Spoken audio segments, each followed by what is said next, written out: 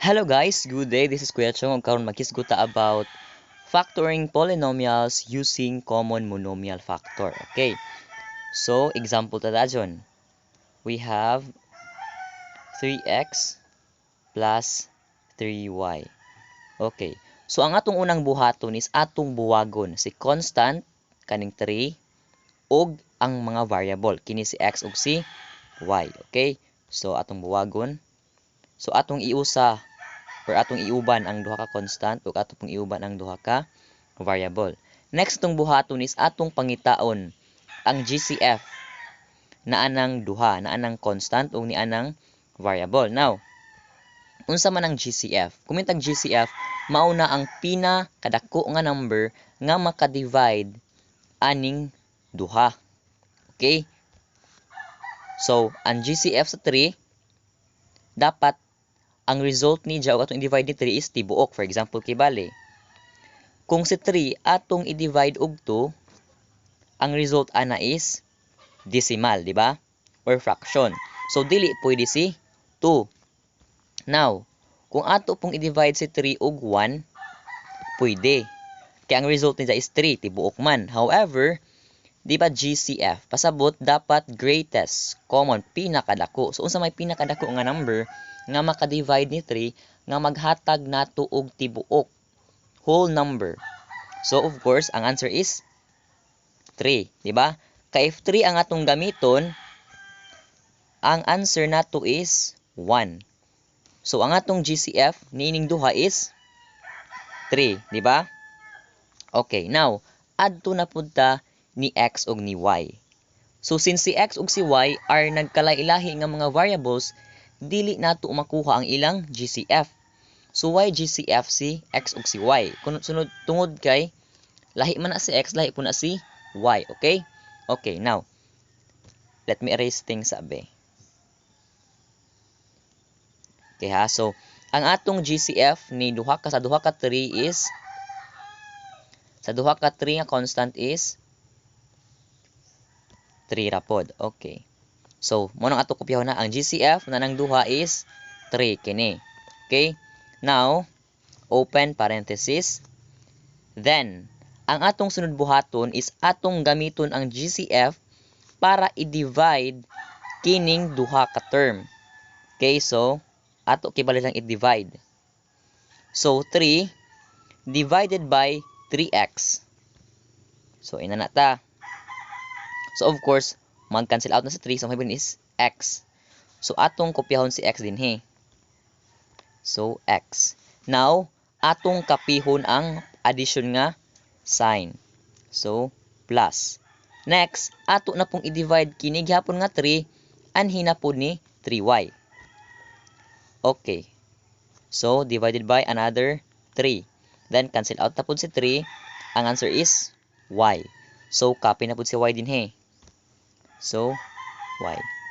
So, ang atong final answer is 3 times the quantity of x plus y. So, mo na factor ni 3x plus 3y. Okay? Okay, next. We have x to the power of 5 plus x to the power of 7. Now, since wa man tay constant, no? Kay puro man na letters, di ba? Unsaon man nato pagkuha sa GCF nila. Okay, remember nga ang atong first term is x to the power of 5. Ang atong second term is x to the power of 7. Now, inig magkuha ta sa GCF sa duha ka variables, especially nga nay exponent, ang ilang GCF is kadtong variable nga naay pinakagamay nga exponent, which is x to the power of 5. Okay? Again, inig na ay duha ka variable, then atong kung pareha sila nga variable x ug x or y, ang atong kuhaon nga GCF is kadtong variable nga naay pinakagamay nga exponent. So in this case, this is x to the power of 5. Pasabot ang atong GCF ato isuwat din is x to the power of 5. Okay? Okay, so sa kay magpasa ta. Okay, now same gyapon sa gaina, ang atong buhaton is atong i-divide ang atong GCF niining duha ka term. Okay? So first, x to the power of 5, atong i-divide ni x to the power of 5. So divided by x to the power of 5, that is, pila man na? That is 1. Diba? So open parenthesis 1. Then copy the addition symbol, dinas to nga, plus. Then, sa GCF na po nga x to the power of 5, ato na pong i-divide sa second term, which is x to the power of 7. Diba? So, divided by x to the power of 5. Remember nga sa laws of exponent, kung mag-divide ta og duha ka mga exponent, ang mahitabo is mag-subtract ang exponent. So, since ang ibabaw is x to the power of 7, then ang ubos is x to the power of 5, pasabot mahimo ng 7 minus 5, di ba? Or x to the power of 7 minus 5. So, ang result is x to the power of 2. Di ba? So, ang atong answer is x to the power of 2.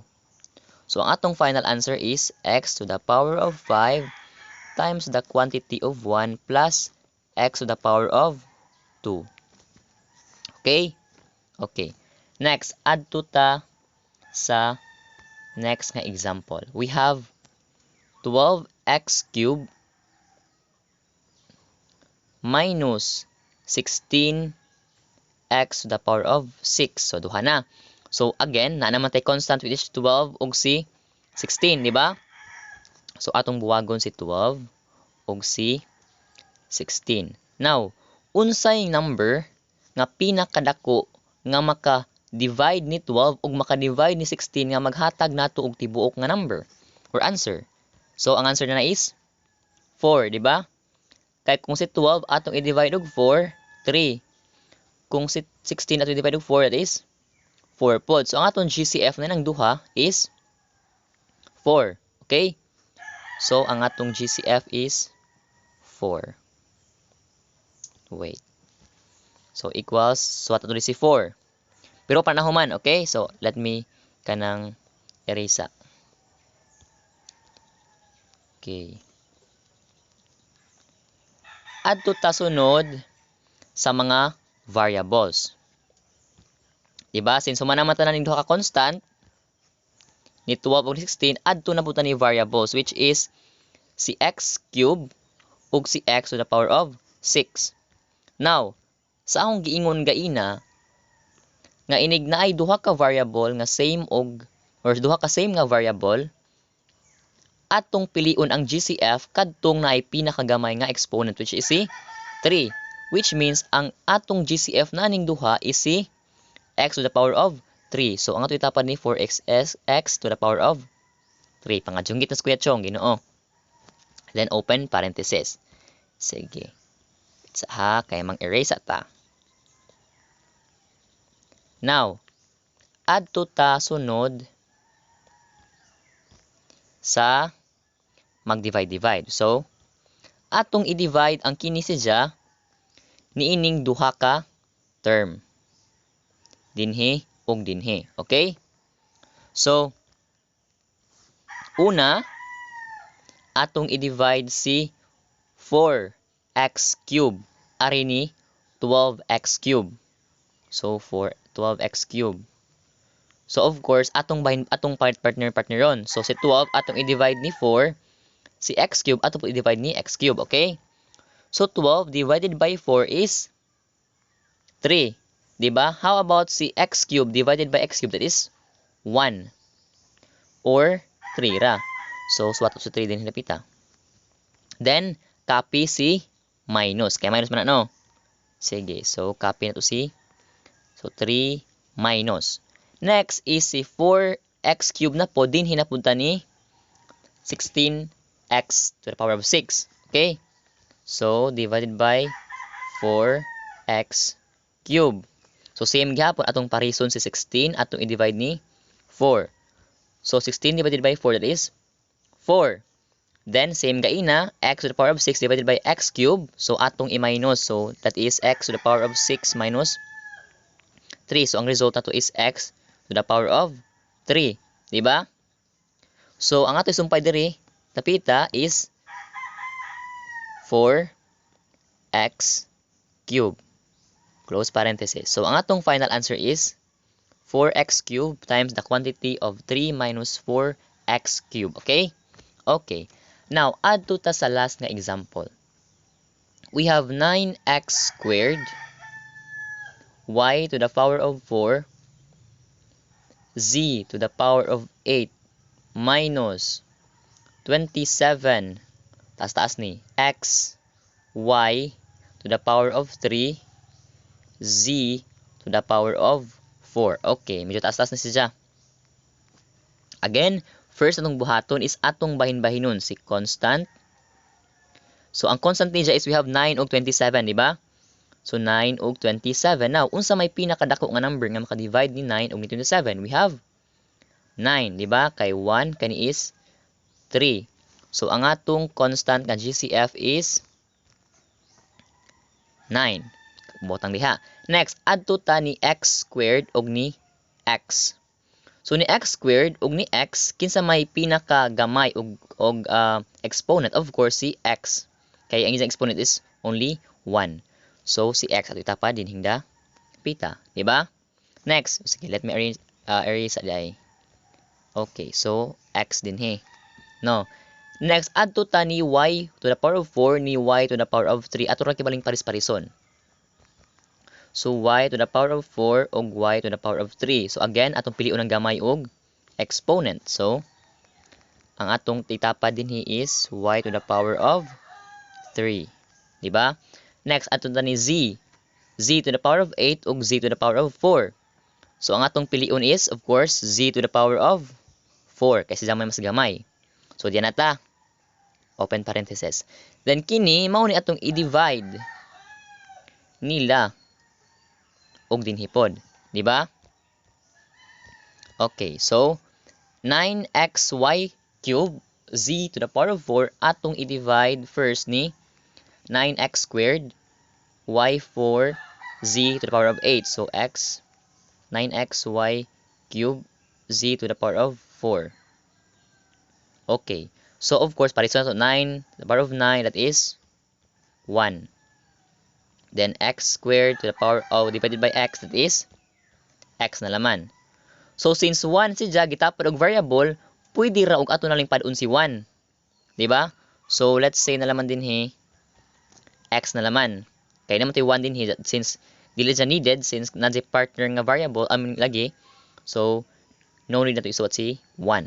Next, alita ni y to the power of 4 ug y to the power of 3. So of course, ang mahabilin is only y, di ba? Okay, next, add to ta ni alita ni z to the power of 8 ug z to the power of 4. That is z to the power of 4. Okay, so if naglibog mo nga namang na 4 man na. So I have a separate video about laws of exponent. Okay? So x, y, z to the power of 4. So copy diri x, y, z to the power of 4. Now, copy minus. Sumpay, din hinapod ta. Kani gyapon to divide. We have 9x y cubed z to the power of 4. Di ba? So 27 divided by 9, partner gyapon, that is 3. No, x divided by x, that is 1. Di ba? We have y cubed divided by y cubed, that is 1 gihapon. We have z to the power of 4 divided by z to the power of 4, that is 1 gihapon. Di ba? So 1. So 3 times 1 times 1, that is 3. So ang atong isuwat din is 3. Then close parenthesis. So ang atong final answer is 9x y to the power of 3 z to the power of 4 times the quantity of x, y, z to the 4th minus 3. Okay?